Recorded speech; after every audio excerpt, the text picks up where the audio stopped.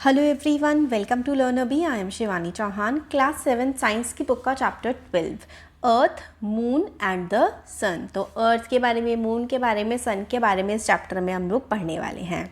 एक छोटी सी स्टोरी से स्टार्टिंग होती है कि एक सुबह की मॉर्निंग है, मतलब one morning in Kanyakumari, Tamil Nadu. 12-year-old Rashmika was eagerly cycling to school. She was excited. That was the day her science teacher had dedicated a class for students to share and try explain interesting observations। तो सुबह का time था और रश्मिका फटाफट school जा रही थी। 12 साल की है वो, और वो काफ़ी एक्साइटेड थी क्योंकि आज एक इंटरेस्टिंग ऑब्जर्वेशन की शेयरिंग होने वाली थी। उनकी क्लास में साइंस टीचर करने वाले थे। Rashmika had been noticing that the coconut tree shadows were long in the morning but shorter in the afternoon. On her way back, she thought about it and decided that the size of the shadows changed because the sun moved across the sky during the day. अब वो जब school जाती है सुबह के time, तो जो shadow होती हैं मॉर्निंग में, सुबह सुबह, वो बहुत ही लंबी होती हैं। सुबह के टाइम जो पेड़ों की परछाई होती है वो बहुत लंबी होती है, बट जब वापस आती है आफ्टरनून में तो वो परछाई छोटी हो जाती है। तो उसने ये डिसाइड किया कि साइज़ जो है ना शेडोज़ का, वो चेंज हो रहा है क्योंकि सन घूम रहा है स्काई में। क्योंकि सन स्काई में घूम रहा है इसलिए शेडो छोटी बड़ी हो रही होंगी, ऐसा उस बच्ची ने सोचा। But she also remembered learning that the earth moved around the sun. But उसको याद है कि उसने क्लास 6 में पढ़ा था कि सन तो नहीं घूमता है, जबकि अर्थ सन के अराउंड घूमती है। अब नाउ शी वॉज पजल्ड, अब वो कंफ्यूज है कि ये हो क्या रहा है। She wondered, does the sun move in the sky और डज द अर्थ मूव। अब वो सोचती है कि सन मूव करता है कि अर्थ मूव करती है। तो इस तरीके से वो सोचती हुई जा रही है। अब रोटेशन ऑफ द अर्थ के बारे में हम लोग पढ़ेंगे। तो आप लोगों ने नोटिस किया होगा कि सन ईस्ट में राइज करता है और सेट कर जाता है वो वेस्ट डायरेक्शन में। तो ईस्ट में राइज करता है और वेस्ट डायरेक्शन में वो सेट करता है। पर क्या आपने कभी सोचा है कि ऐसा क्यों होता है? तो ये एक एक्टिविटी के थ्रू समझेंगे। तो एक्टिविटी का वीडियो मैं अलग से भी बना चुकी हूँ, आप लोगों को मिल जाएगा। उसमें 5 एक्टिविटी जो चैप्टर की हैं वो एक्सप्लेन्ड हैं। तो यहाँ पर मैं आपको फटाफट से बता देती हूँ कि एक्टिविटी 12.1 जो है उसमें हमें बोला गया है कि एक जो है बच्ची, वो मैरी गो राउंड, ये जो झूला होता है इसमें बाहर की तरफ मुँह करके बैठ जाती है और दूसरा बच्चा उसको घुमाता है एंटी क्लॉकवाइज डायरेक्शन में, मतलब देखो ऐसे उल्टी डायरेक्शन में घुमा रहा है। अब बच्ची जब इस पे बैठी हुई है तो जो ऑब्जेक्ट्स हैं आसपास के वो उसको उल्टी डायरेक्शन में मूव होते दिखते हैं। मतलब अगर वो इस डायरेक्शन में जा रही है तो पेड़ या बिल्डिंग उसको इस डायरेक्शन में जाते हुए दिखते हैं। तो भाई ऐसा क्यों होता है? तो ऐसा इसलिए होता है क्योंकि अर्थ मूव कर रही है ना, तो वो क्लॉकवाइज डायरेक्शन में दिखते हैं। अगर आप बैठे हुए हैं, मैं फिर से समझाती हूँ, आप एक जगह बैठे हुए हैं और आप इस तरफ मूव कर रहे हैं तो आपको ऑब्जेक्ट्स ऐसे उल्टी डायरेक्शन में जाते हुए दिखेंगे क्योंकि आपने उनको पास कर दिया है। तो आपको ऐसा लगेगा कि वो पीछे रह गए हैं, उल्टा आपसे मूव कर रहे हैं। तो ट्रीज़ जो हैं वो ऑपोजिट डायरेक्शन में मूव करते हुए दिखाई पड़ते हैं। तो ये वाली चीज़ इसलिए होती है क्योंकि अर्थ जो है वो वेस्ट टू ईस्ट मूव कर रही है सन के अराउंड। तो यूजिंग ये ऑब्जर्वेशन मेड बाय अस, हमने जो झूले वाली करी while riding merry go round, अब हमें सोचना है और समझनी है ये बात। तो we view from the earth, हम लोग अर्थ से देख रहे हैं सन को। द सन हमें अपीयर होता है in the east, moves across the sky from east to west and disappears in the west. ये इंडिकेट करता है क्या सन मूव कर रहा है? नहीं, ऐसा इसलिए हो रहा है क्योंकि अर्थ मूव कर रही है वेस्ट टू ईस्ट। तो अर्थ क्योंकि वेस्ट टू ईस्ट मूव कर रही है इसलिए हम वेस्ट टू ईस्ट मूव कर रहे हैं, इसलिए बाकी चीज़ें हमें उल्टी मूव करती हुई दिखाई पड़ती हैं, ईस्ट टू वेस्ट। तो चाहे सन हो चाहे मून हो, हमें वो ईस्ट से वेस्ट की तरफ जाता हुआ दिखाई पड़ता है। क्योंकि अर्थ वेस्ट टू ईस्ट जा रही है तो हमें दूसरी चीज़ उल्टी घूमती हुई दिखाई पड़ती है as compare to our position. ये चीज़ हम लोगों को याद रखनी है। मैरी गो राउंड में अगर आप बैठ करके एक्सपेरिमेंट करके देखेंगे तो आपको समझ में आएगा, अगर आप इस तरफ मूव कर रहे हैं तो आपको ऑब्जेक्ट इस तरफ मूव करते हुए दिखाई पड़ेंगे उल्टी डायरेक्शन में। इसी तरीके से अगर आप एक लट्टू घुमाएं या फिर पंखा घुमाएं या फिर बॉल को अपने हाथ पे घुमाएं, स्पिन करें यानी कि रोटेट करें, तो आपको समझ में आएगा कि किस तरीके से अर्थ रोटेट करती है। तो अर्थ का जो रोटेशन होता है वो वेस्ट टू ईस्ट होता है। ये बात हमें याद रखनी है क्योंकि ये बहुत ही ज़्यादा इम्पॉर्टेंट बात है कि अर्थ वेस्ट टू ईस्ट डायरेक्शन में मूव करती है, यानी कि मूव करती है यानी कि रोटेट करती है। और रोटेट कैसे करती है अर्थ जो है, अर्थ स्पिन्स या फिर अर्थ rotates on its own axis. The earth axis of rotation होता है, अर्थ की ये एक्सिस ऑफ रोटेशन है और इसके अराउंड ही अर्थ मूव करती है। ये सारा का सारा हम एक्टिविटी वाले में भी सब एक्सप्लेन कर चुके हैं कि ये अर्थ है। अर्थ को हम लोगों ने इस तरीके से बांट रखा है, इमेजिनरी की बीच में इक्वेटर है, ऊपर की तरफ नॉर्दर्न हेमिस्फेयर है, नीचे की तरफ सदर्न हेमिस्फेयर है। तो सन अगर इक्वेटर के सामने है तो इक्वेटर पर सन की पूरी लाइट पड़ती है, तो इक्वेटर पर 12 आवर्स का डे होता है और 12 आवर की नाइट होती है। और क्योंकि ये नॉर्दर्न हेमिस्फेयर सदर्न हेमिस्फेयर के ये वाले पार्ट्स पोल हैं, इन पर लाइट कम पड़ती है, तो पोल्स पर 6 महीने का दिन होता है और 6 महीने की रातें होती है। तो जब सन की लाइट पड़ रही होती है तो पूरे 6 मंथ पोल पर, जैसे नदर्न पोल पर लेट से सन की लाइट पड़ रही है तो पूरे 6 मंथ्स तक नदर्न पोल पर लाइट रहेगी। और लेट से फिर सन घूम गया है और सदर्न पोल पर लाइट पड़ रही है तो पूरे 6 मंथ तक वहाँ पर लाइट रहेगी। और जिस पार्ट पे लाइट नहीं पड़ रही सन की, उस पार्ट पे पूरे 6 महीने अंधेरा रहेगा। कहाँ पर? पोल्स पर। ठीक है, पोल्स पर ऐसा होता है। तो ये हम लोगों ने समझ लिया। तो अर्थ जो है वो वेस्ट टू ईस्ट डायरेक्शन में मूव करती है और अर्थ रोटेट करती है। अर्थ अपना एक रोटेशन कंप्लीट कर देती है 24 आवर्स में, इसीलिए तो हमारा एक दिन 24 घंटे का होता है। तो अर्थ पूरे अपनी एक्सिस पर रोटेट कर जाती है 24 आवर्स में। तो अर्थ देखो ना इस तरीके से मूव कर रही है। मैं आपको यहाँ पर एक ना डायग्राम बना के दिखाती हूँ कि ये ना सन है बीच में, क्योंकि अर्थ सन के अराउंड चक्कर लगा रही है। ये अर्थ है, तो अर्थ जो है वो अपनी एक्सिस पर रोटेट कर रही है। तो अर्थ एक तो सन के भी चारों तरफ चक्कर लगा रही है, उसको तो हम लोग एक कंप्लीट रिवॉल्यूशन बोलते हैं, वो अभी हम आगे चैप्टर में पढ़ेंगे। तो उससे 1 साल होता है। अब सन के अराउंड अर्थ इस तरीके से गोल गोल भी चक्कर लगा रही है और साथ ही साथ अपने भी ऐसे गोल गोल घूमती हुई, जैसे लेट से आप गोल गोल घूमते हुए आगे बढ़ते जाएं, इस तरीके से अर्थ सन के अराउंड चक्कर लगाती है। तो इसीलिए अर्थ अपनी एक्सिस पर भी रोटेट करती है और अपनी एक्सिस पर एक कंप्लीट रोटेशन वो 24 आवर्स में करती है। इसीलिए हमारा जो डे होता है वो 24 आवर्स का होता है। और अर्थ की जो मूवमेंट है वो एंटी क्लॉकवाइज है, यानी कि वेस्ट से ईस्ट डायरेक्शन में है। एक्टिविटी 12.2 में हम लोगों को बोला गया है कि एक ग्लोब लेना है, उस पर आप जहाँ पर रहते हैं वहाँ पर आपको एक स्टिकर लगाना है, फिर उसको आप रोटेट करेंगे। क्योंकि अर्थ वेस्ट टू ईस्ट रोटेट करती है तो आपको वो प्लेस भी इस तरीके से ही मूव होता हुआ दिखेगा। तो अर्थ अपनी एक्सिस के अराउंड भी रोटेट करती है। तो एक्सिस ऑफ रोटेशन के बारे में हमें बताया गया है। तो इस तरीके से हमें बताया है कि आप यहाँ पर सन है और ये आपको अर्थ दिखाई पड़ रही है। अगर आप इस टॉर्च को सन माने तो जिस के सामने जिस एरिया के जिस पार्ट पर आपको सन की पूरी लाइट पड़ती हुई दिखाई दे रही है वहाँ पर दिन होगा और दूसरी वाली जो साइड होगी वहाँ पर नाइट आप लोगों को देखने को मिलेगी। इसीलिए आधी अर्थ पर तो क्या होता है, दिन होता है और आधी अर्थ पर रात होती है।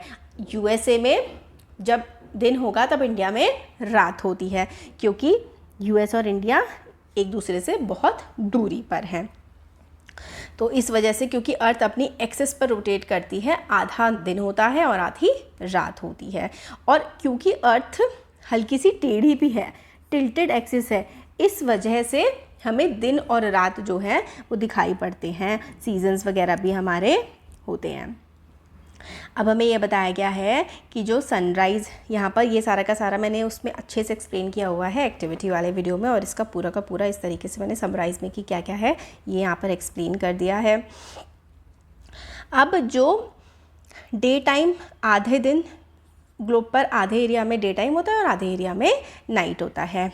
अब इंडिया में क्योंकि हमेशा सन जो है हमें ईस्ट से उगता हुआ दिखाई पड़ता है, तो इंडिया के जो ईस्टर्न स्टेट्स हैं वहाँ पर सूर्य पहले उदय हो जाता है, वहाँ पर सनराइज़ पहले हो जाती है। तो यानी कि जो इंडिया का ईस्टर्न पार्ट है, जो हमारे नॉर्थ ईस्ट वाला रीजन है, जो हमारा बंगाल वाला रीजन है, असम वाला रीजन है, वहाँ पर सनराइज़ जल्दी हो जाता है एज़ कम्पेयर टू गुजरात में, क्योंकि गुजरात वेस्टर्न वाले रीजन में हमारा पड़ता है। तो ये हमें समझ में आ गया। अब अर्थ वेस्ट टू ईस्ट रोटेट करती है, इसी से हमारी डे और नाइट की साइकिल बनती है कि जिस तरफ सन की रेस पड़ रही हैं उस तरफ तो हमारा डे हो जाएगा, और जिस तरफ सन की रेस नहीं पड़ रही हैं उस तरफ हमारी नाइट हो जाएगी। तो इसी मूवमेंट के सन के अराउंड जो अर्थ की रोटेशन हो रही है, इस मूवमेंट की वजह से हमें डे और नाइट एक्सपीरियंस होते हैं। तो जिस समय जिस जगह पर लाइट पड़ रही है वहाँ पर दिन आ जाएगा, जहाँ पर अंधेरा है वहाँ पर रात हो जाएगी। अब यहाँ पर एक और एक्टिविटी है। इस एक्टिविटी में आपको बोला गया है कि इमेजिन करिए, हमने देखा था ना कि बीचों बीच इक्वेटर होता है, कि आप लोग इक्वेटर पे खड़े हैं, तो आप सुबह के टाइम जो है नॉर्थ की तरफ फेस करके, और आपकी जो बैक है वो साउथ की तरफ फेस है, आप सुबह खड़े हुए हैं, तो आपको सामने की तरफ अपने सन दिखेगा। फिर दोपहर में जो सन होगा ना वो आपके सर पर आ जाएगा, और शाम के समय जो आप सन होगा, अगर इक्वेटर पे खड़े हैं तो वो आपको वेस्ट की तरफ दिखाई पड़ेगा। सुबह सुबह आपको ईस्ट की तरफ दिखाई पड़ेगा और शाम को सन वेस्ट की तरफ दिखाई पड़ेगा। और अगर दोपहर की अगर आप बात करें, आप इक्वेटर पे हैं तो 12 बजे बिल्कुल आपके सर के ऊपर आपको सन दिखाई पड़ेगा। अब ऐसा इसलिए हो रहा है due to rotation of earth the sun appears to rise in the eastward direction, और फिर उसके बाद वो मूव करता है क्योंकि अर्थ रोटेट कर रही है। यही हमें समझाने की यहाँ पर पूरी की पूरी कोशिश करी जा रही है। अब फैसिनेटिंग फैक्ट यहाँ पर ये आता है कि अर्लियर, इससे पहले वाले चैप्टर में हमने मेजरमेंट ऑफ टाइम और मोशन में देखा था कि जो साइंटिस्ट गैलीलियो हैं उन्होंने डिस्कवर किया प्रॉपर्टी ऑफ पेंडुलम, और ये उन्होंने 17वीं सेंचुरी में किया था। एक और साइंटिस्ट थे हेगन्स, उन्होंने ये प्रॉपर्टी का इस्तेमाल करके पेंडुलम क्लॉक्स बनाई उस समय पर टाइम, जिससे मेजरमेंट किया जा सकता था। 19वीं सेंचुरी में एक और साइंटिस्ट थे लियोन फोकाल्ट, उन्होंने काफ़ी लंबा सा पेंडुलम बनाया और पहला सिंपल डिमॉन्स्ट्रेशन दिया कि अर्थ रोटेट करती है, तो फोकाल्ट पेंडुलम, इससे हम लोगों को पता लगा, मतलब डिमॉन्स्ट्रेशन के थ्रू, कि अर्थ किस तरीके से रोटेट करती है। तो उन्होंने बहुत ही लंबा सा पेंडुलम बनाया, नीचे उनकी एक हैवी सी बॉब थी जो कि सीलिंग से लटकी हुई थी। अब यही फोकाल्ट पेंडुलम जो है, जिसकी लेंथ 22 मीटर रखी गई है, इसको कॉन्स्टिट्यूशन हॉल जो है हमारी नई पार्लियामेंट का न्यू दिल्ली में, वहाँ पर इसको लगाया गया है। ये सिंबलाइज करता है integration of the idea of India with the vastness of the Cosmos, कि इंडिया का आइडिया और पूरी ब्रह्मांड से हमारी जो जुड़ाव है उसको रिप्रेजेंट करता है। तो फोकाल्ट पेंडुलम हमारे देश की पार्लियामेंट में लगाया गया है, ये अर्थ की रोटेशन को डिनोट करने के लिए। अब ये बच्चा सोच रहा है कि सिंस अर्थ रोटेट करती है, shouldn't the star also appear to move in the sky like sun, तो सन हमें रोटेट करता हुआ दिखाई पड़ता है, तो इसी तरीके से स्टार्स भी हम लोगों को स्काई में रोटेट करते हुए दिखाई पड़ते हैं। वो रोटेट नहीं करते, एक्चुअली अर्थ ही रोटेट कर रही होती है। एक और एक्टिविटी है, आपको बोला गया है कि आपको मार्च और मई के बीच में सप्तऋषि को, बिग डिपर को आइडेंटिफाई करना है, और आपको एक एक्टिविटी करनी है कि शाम 7 बजे देखना है, नोट करना है कि किस डायरेक्शन में। तो आप नॉर्थ ईस्ट डायरेक्शन में आपको मार्च अप्रैल के टाइम पर देखेंगे तो 7 बजे इधर दिखेगा, फिर 9 बजे, फिर 11 बजे थोड़ा स्टार्स की आपको मूवमेंट होती हुई दिखाई देगी। और सुबह के टाइम जो बिग डिपर है वो पूरा नॉर्थ वेस्ट में पहुंच जाएगा। बिग डिपर को हम हिंदी में सप्तऋषि बोलते हैं। और पोल स्टार जो है आपको एक फिक्स डायरेक्शन में ही हमेशा दिखाई पड़ता है। ऐसा क्यों है? क्योंकि जो पोल स्टार है ना वो अर्थ की एक्सिस के बिल्कुल सामने की तरफ पड़ता है, इसलिए वो हमें स्टेशनरी दिखाई पड़ता है। तो इस तरीके से आप लोग ऑब्जर्व कर सकते हैं। तो अर्थ की एक्सिस ऑफ रोटेशन पॉइंट करती है very close to pole star, ये बहुत इंपॉर्टेंट है। नदर्न हेमिस्फेयर में जो अर्थ की एक्सिस ऑफ रोटेशन है वो पोल स्टार की तरफ पॉइंट करती है। इसीलिए जो पोल स्टार है वो हम लोगों को ऐसा लगता है कि अर्थ के रिस्पेक्ट में बिल्कुल स्टेशनरी है, बाकी सारे जो तारे हैं वो हम लोगों को मूव करते हुए दिखाई पड़ते हैं। जैसे कि सन, मून हम लोगों को राइज़ करते हुए दिखाई पड़ते हैं ईस्टवर्ड डायरेक्शन में, और वेस्टवर्ड डायरेक्शन में वो हमें छुपते हुए दिखाई पड़ते हैं, क्योंकि अर्थ वेस्ट टू ईस्ट रोटेट करती है। तो कितनी बार इस चैप्टर में रिपीट हुआ है। और हमें जो ध्रुव तारा है, पोल स्टार है, वो हमें नॉर्दर्न हेमिस्फीयर में दिखाई पड़ता है। और वो स्टेशनरी क्यों लगता है? क्योंकि वो the earth's axis of rotation points very close to pole star in northern hemisphere, इसलिए पोल स्टार नियरली स्टेशनरी हमें स्काई में दिखाई पड़ता है। अब फैसिनेटिंग फैक्ट एक और आ जाता है इसमें कि जो एस्ट्रो फोटोग्राफर्स हैं ना, उन्होंने बहुत सारे लॉन्ग एक्सपोजर फोटोग्राफ्स लिए हैं और कैमरा का शटर ओपन रखा है बहुत लंबे समय तक, तो उन्होंने मतलब मोशन को वो कैप्चर कर पाए हैं कि किस तरीके से स्टार जो है वो मूव करते हुए दिखाई पड़ते हैं एक सर्कल में। इसको स्टार ट्रेल बोला जाता है। मतलब उन्होंने कैमरा ऐसे छोड़ दिया तो पूरे के पूरे मूव करती हुई पिक्चर्स बन गई कि कैसे कैसे कि हर 2-2 घंटे में अपनी पोजीशन चेंज करते हैं ना, मतलब हर 4-4 मिनट में पोजीशन चेंज हो जाती है क्योंकि अर्थ मूव कर रही होती है, इसलिए। Fascinating facts. एंशियंट इंडियन जो एस्ट्रोनॉमर्स हैं इंक्लूडिंग आर्यभट्टा, उन्होंने daily apparent motion of celestial bodies को नोटिस कर लिया था कि किस तरीके से सेलेस्टियल बॉडीज, सन, मून, प्लैनेट्स, स्टार्स ये मूव करते हैं। आर्यभट्ट जो है वो फेमस मैथमेटिशियन थे, एस्ट्रोनॉमर थे एंशियंट इंडिया के, जिन्होंने इंपॉर्टेंट ट्रीटाइज लिखी थी आर्यभट्टिया।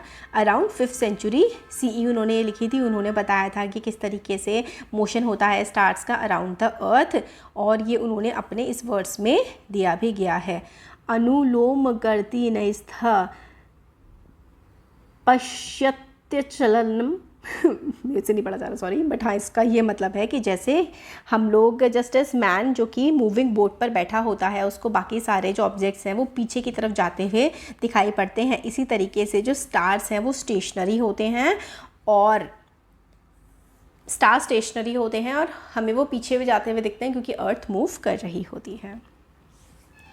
तो आर्यभट्ट ने स्टेट किया था कि किस तरीके से टाइम कैलकुलेट होता है, कि एक रोटेशन किस तरीके से अर्थ कितने टाइम में कंप्लीट करता है। उन्होंने बताया था कि एक रोटेशन अपनी एक्सिस के अराउंड 23 आवर्स 56 मिनट्स 4.1 सेकेंड्स में, मॉडर्न यूनिट्स में जो है अर्थ एक रोटेशन अपनी कंप्लीट कर लेती है, और यही बिल्कुल सही टाइम भी है। तो ये बच्चे बोल रहे हैं, I have seen that the stars and constellation that appear in the east at sunset change during different months. तो डिफरेंट मंथ्स में चेंज होते जाते हैं। तो हाँ, ये बच्चा बोलता है maybe that is why we were told to look for certain stars and constellation at certain times of the year, है ना। ग्रेड 6 में एक सर्टेन टाइम पर ही बोला गया था क्योंकि वो मूव करते रहते हैं अर्थ, क्योंकि एक जगह नहीं रहती ना, अर्थ मूव करती रहती है, तो हमें एक पर्टिकुलर टाइम पर ही वो वाले स्टार्स दिखाई पड़ते हैं। अब रिवॉल्यूशन ऑफ अर्थ। अब अर्थ अपनी एक्सिस पर तो रोटेट करती है और सन के अराउंड रिवॉल्व करती है। तो ये हम लोगों को इस डायग्राम के थ्रू बताया गया है कि अर्थ जो है वो सन के अराउंड अपनी ऑर्बिट पर रिवॉल्व भी करती है। तो ये ऑर्बिट है, ऑर्बिट ऑर्बिट मतलब बेसिकली जो सन का के अराउंड घूमने का अर्थ का जो रास्ता है वही अर्थ की ऑर्बिट है। तो यहाँ पर देखो ये सन है, और दिसंबर में हमारे यहाँ तो सर्दी पड़ती है, तो सन से उस टाइम पे अर्थ हमारी इंडिया के रिस्पेक्ट में थोड़ी उस वाले टाइम पे आती है कि सनलाइट कम होती है हमारे देश पर।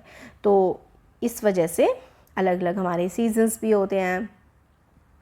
तो यहाँ पर हमें ये बताया गया है कि रोटेट करती है अर्थ अपनी एक्सिस पर और रिवॉल्व करती है सन के अराउंड। ये हम क्लास 6 में भी पढ़ चुके हैं। ये मूवमेंट डिफरेंट होता है रोटेशन से, ठीक है। रिवॉल्यूशन रोटेशन से अलग होता है। रिवॉल्यूशन जो है वो सन के अराउंड होता है। This movement is different from rotation. Revolution is the motion of an object around another object. Revolution मतलब एक ऑब्जेक्ट दूसरे ऑब्जेक्ट के अराउंड रिवॉल्व कर रहा है।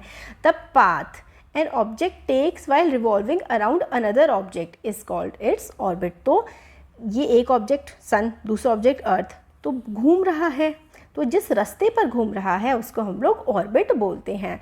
अगर हम टॉप से देखें, जैसे कि फिगर 12.8 में दिखाया गया है, the orbit of the earth around the sun is nearly circular. तो लगभग सर्कुलर जो है ऑर्बिट है। तो अर्थ एक अपनी जर्नी पूरी एक रिवॉल्यूशन कंप्लीट करती है 365 डेज एंड 6 आवर्स में। तो इसीलिए हर 4 साल में लीप ईयर होता है, क्योंकि हर 6 घंटे ऐड करते हुए 4 साल बाद एक दिन ऐड हो जाता है, जो कि February 28 के फॉर्म में हम लोग लेते हैं। Changing view of night sky from the earth, तो every evening the sun set in the westward direction and night sky become visible. तो रात हो जाती है जैसे ही सन डूबता है वेस्ट में। We know that this occurs due to earth rotation, हमें अर्थ के रोटेशन की वजह से दिन और रात होते हैं, तो रोटेशन की वजह से दिन और रात होते हैं। बट अर्थ रिवॉल्व भी करती है, सन के चारों तरफ चक्कर भी लगा रही है कंटिन्यूसली। इसकी वजह से बहुत सारी चीज़ें होती हैं, जैसे कि सीजन्स बदलते हैं। You can also notice this change by looking at the pattern of stars at a fix time of night on days separated by months. हर महीने हर स्टार आपको दिखाई नहीं पड़ेगा, क्योंकि दिशा बदल जाती है, हम अलग अलग एरियाज़ में होते हैं, क्योंकि अर्थ तो गोल गोल गोल गोल घूम रही है। Fascinating fact, the Bhil and Pawara are indigenous communities from the Tapi Valley in western India who use the appearance of certain patterns of star in the sky as manner of arrival of monsoon rain। तो monsoon rain आने वाली है ये बता देते हैं pattern of stars देख करके भील और पवारा कम्युनिटी तापी वैली की वेस्टर्न इंडिया में जो रहते हैं। अब सीजन्स की बात करते हैं कि सीजन्स कैसे आते हैं। ये बच्चा बोलता है कि मैंने नोटिस किया है कि हम साइकिल्स ऑफ सीजन्स देखते हैं पूरे साल। क्या ये अर्थ के रिवॉल्यूशन पर डिपेंड करते हैं, क्योंकि अर्थ सन के अराउंड घूमती है? तो ये बच्ची बोलती है हाँ, मैंने भी नोटिस किया है कि गर्मियों में दिन लंबे होते हैं और सर्दियों में रातें लंबी होती हैं। तो हाँ, different position of earth while revolving around the sun, तो इसकी वजह से सीजन्स होते हैं। तो अर्थ जो है, अर्थ की axis of rotation is not upright with respect to orbit but is tilted. तो ऐसे हल्की सी टेढ़ी है, टिल्ट है। हम जो अर्थ की मूवमेंट है ना, वो रोटेशन जो हो रही है वो टिल्टेड एक्सिस पर हो रही है। The earth maintains this tilt as its orbit around the sun, तो हल्की सी टेढ़ी होकर के सन के अराउंड अर्थ घूम रही है। This tilt of earth axis and the spherical shape of the earth gives rise two seasons. तो ये जो टिल्ट है ना, टेढ़ा सा अर्थ का, और स्फेरिकल शेप जो है अर्थ की, क्योंकि अर्थ गोल है और हल्की सी टिल्टेड है अपनी एक्सिस पर, इसकी वजह से सीजन्स होते हैं। तो ये इंपॉर्टेंट है कि रीज़न ऑफ सीजन्स है अर्थ की एक्सिस का टिल्ट होना और अर्थ की spherical shape. Tilt of earth axis and the spherical shape of earth, इसकी वजह से हमें कई सारे सीजन्स मिलते हैं। तो अगर हम लोग नॉर्दर्न हेमिस्फीयर की बात करें, जहाँ पर हम लोग रहते हैं, सर्दियाँ होती हैं ठंडी ठंडी दिसंबर में और जून में गर्मी होती है।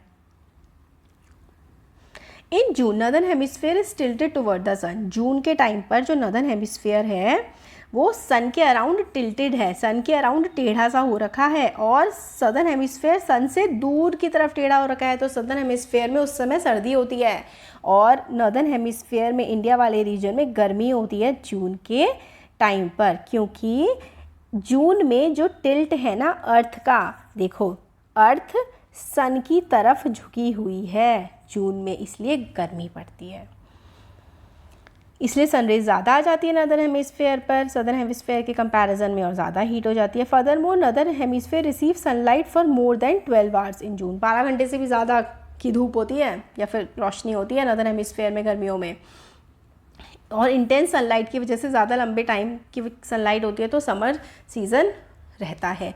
दिसंबर में ये सिचुएशन अपोजिट हो जाती है नॉर्दर्न हेमिस्फीयर में, and it experience winter season with sunlight for longer time. अब देखो 2 हेमिस्फीयर है ना अर्थ के, एक सदर्न नीचे वाला और ऊपर वाला नॉर्दर्न, तो इनके ना सीजन्स अलग अलग होते हैं। नॉर्दर्न हेमिस्फीयर में जब विंटर होती है उस समय पे सदर्न हेमिस्फीयर में समर होती है। तो यानी कि जब इंडिया में विंटर सीज़न है तो ऑस्ट्रेलिया में उस टाइम पर समर सीज़न होता है। तो उल्टा होता है, क्योंकि 2 अलग अलग हेमिस्फीयर हैं। क्योंकि अर्थ की टिल्ट है ना, अर्थ की टिल्ट और अर्थ की स्पेरिकल शेप्स की वजह से हमारे सीजन्स होते हैं। क्योंकि अर्थ जब टिल्ट होती है सन की तरफ, तो एक इधर वाला पार्ट ही टिल्ट हो रहा है, तो यहाँ पर जो है वो गर्मी आ जाएगी।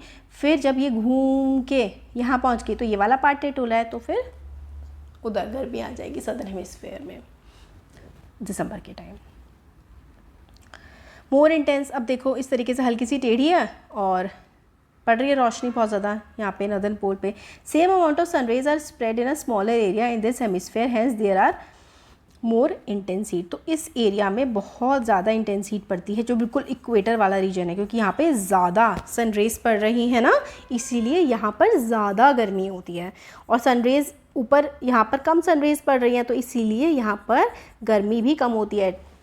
तो जो पोल्स है ना, वहाँ पे बर्फ़ क्यों रहती है? क्योंकि सनरेज हमेशा ही कम पड़ती हैं।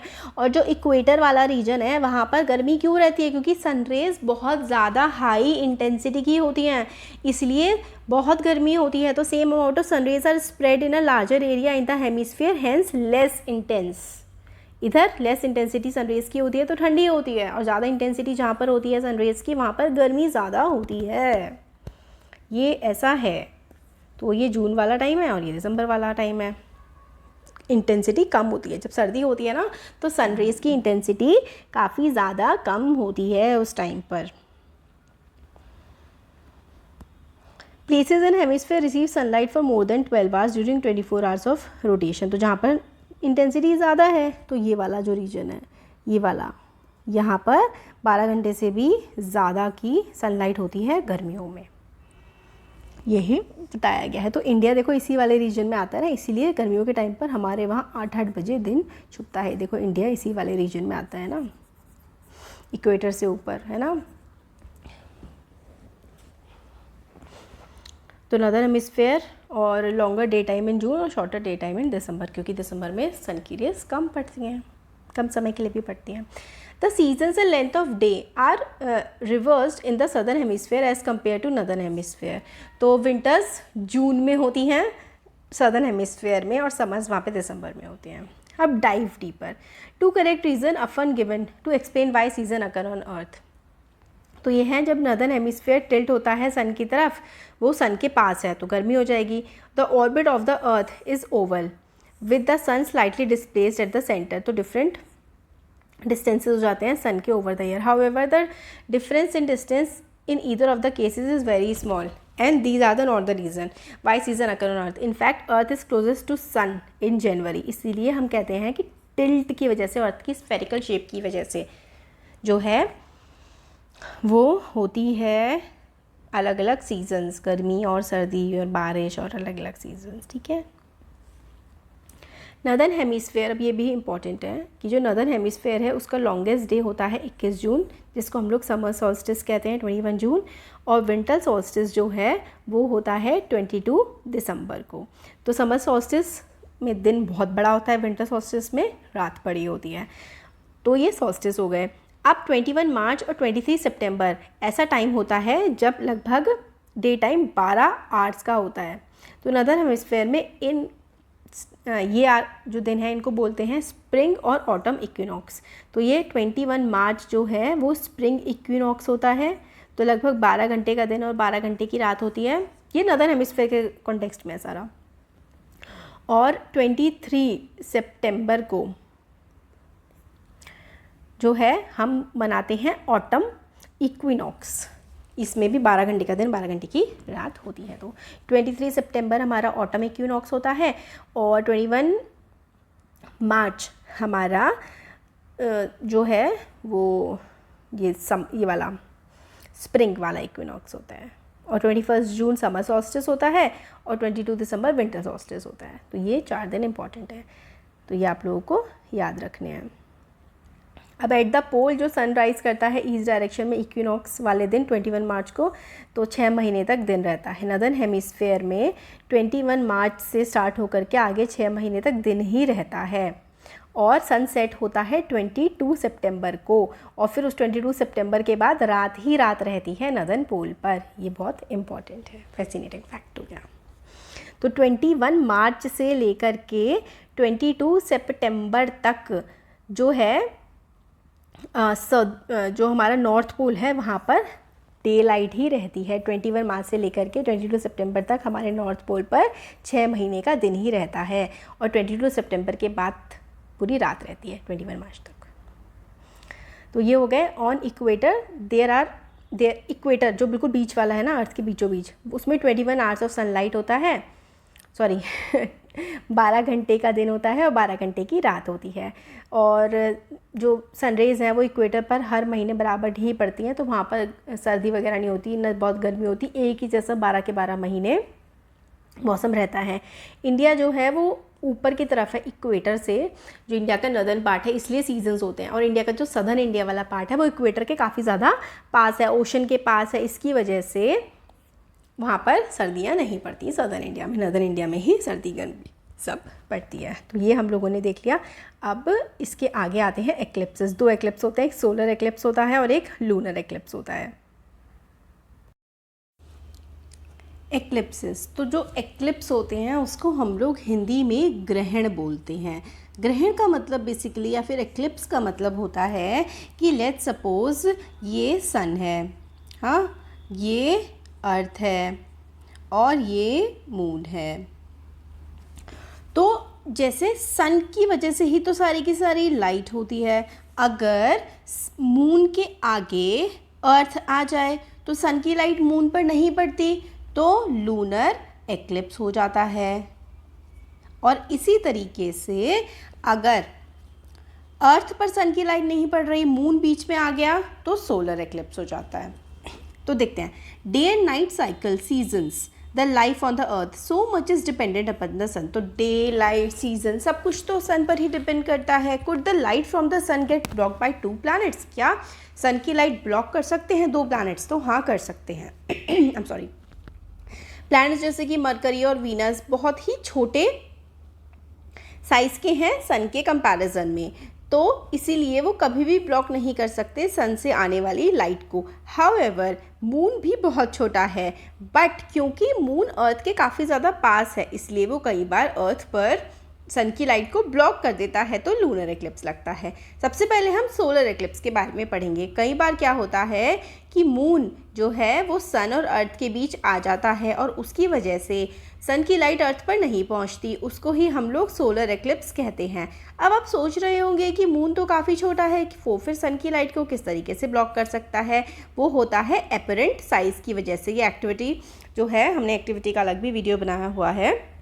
यहाँ पर देखिए कि ये बच्चा कितना बड़ा है, बट ये लगभग इससे जैसे कि 5 मीटर दूर हो गया, तो ये थंब इसके हेड को कवर कर सकता है। हम ऐसा करते हैं ना, वो बिल्डिंग तो हमारे ऐसे हाथ के जितने सी छोटी सी है, क्योंकि वो दूर है। तो जो चीज़ बहुत ज़्यादा दूर होती है वो छोटी दिखाई पड़ती है, और जो बहुत ज़्यादा पास होती है वो बड़ी दिखाई पड़ती है। तो एपरेंट साइज़ की वजह से, क्योंकि सन बहुत दूर है अर्थ से और मून अर्थ के काफ़ी पास है, इसीलिए मून कई बार सन की लाइट को ब्लॉक कर देता है अर्थ पर आने से, और तभी सोलर एक्लिप्स लगता है। तो the apparent size of moon and sun in the sky are similar, क्योंकि हमें स्काई में सन और मून का एपरेंट साइज बिल्कुल एक जैसा दिखता है, इसी वजह से वो एक्लिप्स लगा पाता है। Therefore, moon can appear to cover the entire sun as viewed from the earth। तो कई बार ऐसा लगता है जब एक्लिप्स होता है कि मून ने तो पूरा का पूरा सन को कवर कर दिया है जब हम अर्थ से देखते हैं तो यही होता है सोलर एक्लिप्स।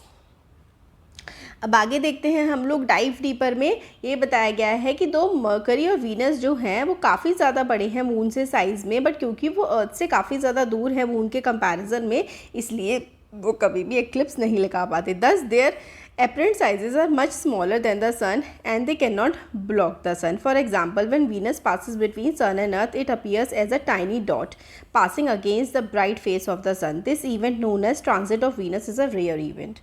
तो ये रेयर इवेंट होती है कि सन के आगे से मतलब बिल्कुल वीनस जा रहा है, तो अर्थ पे कोई मतलब वो एक्लिप्स वगैरह नहीं दिखता है क्योंकि वो बहुत छोटा है। अब आगे देखते हैं, ये अरेंजमेंट दिखाया गया है फिगर में कि किस तरीके से सन, मून और अर्थ सोलर एक्लिप्स को बनाते हैं। तो shadows of the moon fall on the small area on the surface of the अर्थ, जैसे कि फिगर में दिखाया गया है। This area is in total darkness, तो टोटल सोलर एक्लिप्स लगता है। ये इंपॉर्टेंट है, ये वाली जो फिगर है ना, ये काफ़ी ज़्यादा इंपॉर्टेंट है कि सन है और यहाँ पर आप देखो कि कितना छोटा सा मून है, बट जो जिस एरिया के आगे, अर्थ के जिस एरिया के आगे ये मून आ जाएगा तो सन की लाइट नहीं पड़ पाएगी उस एरिया पर, तो लूनर तो मतलब एक्लिप्स तो फिर लग ही जाएगा ना। आई बात समझ में? तो इस तरीके से सोलर एक्लिप्स मून लगाता है। तो कैसे लगाता है कि मून सन और अर्थ के बीच में आ जाता है, तो जिस एरिया के आगे आ रहा है वहाँ पर एक्लिप्स लग जाता है। तो कई बार क्या होता है कि ये वाला जो एरिया है, यहाँ पर देखो एक पार्शल होता है और एक फुल होता है। पार्शल का मतलब कि थोड़ा थोड़ा सा, मतलब हल्की हल्की सी लाइट सन की आ रही है तो पार्शियल सोलर इक्लिप्स लगेगा। बट ये वाला एरिया जहाँ पर सन की लाइट बिल्कुल भी नहीं आ रही है अर्थ पर, वो वाले एरिया को हम लोग बोलेंगे टोटल सोलर एक्लिप्स लग गया है। तो ड्यूरिंग टोटल सोलर एक्लिप्स कुछ मिनट्स के लिए ना बिल्कुल ही डार्क हो जाता है, कोई सनलाइट नहीं होती। इस तरीके से टोटल सोलर एक्लिप्स दिखाई पड़ता है। पार्शियल सोलर एक्लिप्स तो इस तरीके से दिखाई पड़ता है, लाइट रहती है पूरी तरीके से कवर, क्योंकि मून उस एरिया को नहीं कर पा रहा है।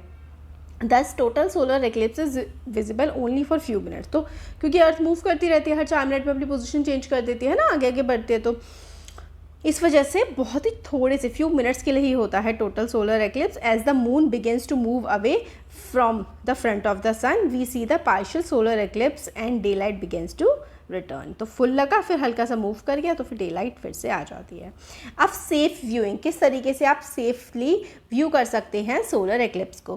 तो during a solar eclipse one might be tempted to look at the sun thinking that it wouldn't be strong enough to cause harm to our eyes. तो हमारा मन करेगा सोलर एक्लिप्स के टाइम पर कि हम देख लें कि नहीं आइज़ को हार्म नहीं करेगा, बट ऐसा नहीं होता है।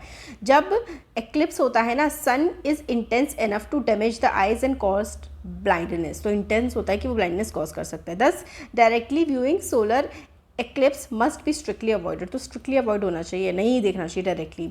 आप लोग कैसे देख सकते हैं, even binoculars, telescope, sunglasses से भी नहीं देखना चाहिए। कैसे देखना चाहिए, तो जो एस्ट्रोनॉमी ऑर्गेनाइजेशंस होती हैं सच एज प्लानिटेरिया और एस्ट्रोनॉमी क्लब्स होल्ड करते हैं eclipse viewing events during a solar eclipse. तो वो जो प्लानिटेरिया होते हैं या फिर एस्ट्रोनॉमी क्लब्स होते हैं, वो एक मतलब ऑर्गेनाइज करते हैं कि आप लोग आकर के देख सकते हैं। तो अब public solar eclipse viewing organized in Ooty Tamil Nadu, तो ये ऑर्गेनाइज किया गया है। Participating in such events is the best way to observe a solar eclipse, since the organizers not only provide specialized eye protection for solar viewing but also offer scientific explanation। तो ये बहुत ही अच्छा तरीका है इन events के through solar eclipse को देखने का, क्योंकि वो प्रोटेक्शन भी प्रोवाइड करते हैं आपके लिए और साथ ही साथ साइंटिफिक एक्सप्लेनेशन भी देते हैं। अब यहाँ पर देखिए, diamond ring seen after total solar eclipse just when moon starts to move away. तो डायमंड रिंग बोलते हैं जस्ट जैसे एक तो बिल्कुल टोटल सोलर एक्लिप्स हुआ, फिर हल्का हल्का सा जब मून मूव करने लगता है तो एक डायमंड रिंग टाइप की बनती हुई दिखाई पड़ती है। तो ये 3 टाइप के यहाँ पर आप कहेंगे कि ये टाइप्स ऑफ सोलर एक्लिप्स हैं। Total solar eclipse, partial solar eclipse और ये डायमंड रिंग फॉर्मेशन, जिसमें टोटल एक्लिप्स जब हो रहा होता है तो मून हल्का हल्का मूव करने लगता है। अब बोला गया है ये जो एक्टिविटी थी, एक्टिविटी 11.5 प्लानिटेरियम में जाकर के आपको देखना है, ये आपके टीचर सेटअप कर सकते हैं। सॉरी, ये एक्टिविटी का एक्सप्लेनेशन हम दे चुके हैं। आई एम सो सॉरी, ये मेरा टैबलेट जो है सिर्फ 5% इसकी चार्जिंग रह गई है, तो ये लूनर वाला जो है हम लोग आगे कवर करेंगे। Thank you. तो लोगों ने एंशिएंट टाइम से ही एक्लिप्सेस को देखा है और रिकॉर्ड्स को मेंटेन किया है। यही रीज़न है कि when the reasons for eclipses were not known, they feared the occurrences of eclipses। जब पता नहीं था कि कैसे होता है एक्लिप्स तो डरा जाता था, इससे लोग डरते थे। As you can imagine, something blocking the sun, the main source of heat and light on the earth, even for a brief period of time would have been extremely concerning। तो बहुत ज़्यादा कंसर्निंग हो जाता होगा ना कि भाई ये सन को किसने ब्लॉक कर दिया है, क्योंकि सन ही तो सिर्फ इकलौता सोर्स है हीट और लाइट का अर्थ पर। तो काफ़ी सारे सुपरस्टिशंस भी अटैच कर दिए गए सोलर एक्लिप्सेस से पूरी दुनिया में कि बहुत सारी चीज़ें नहीं करनी चाहिए, जैसे कि खाना नहीं चाहिए, खाना बनाना नहीं चाहिए, घर से बाहर नहीं जाना चाहिए। But now that we know the reason why a solar eclipse occur, we do not fear these events as long as we do not look at the sun directly. तो हमें किसी चीज़ से डरना नहीं चाहिए, बट हमें सन की तरफ डायरेक्टली उस टाइम पर नहीं देखना चाहिए। In fact scientist go around the world to observe the eclipses from wherever these are observable। तो साइंटिस्ट तो ऑब्जर्व करते ही हैं सोलर एक्लिप्सेस को।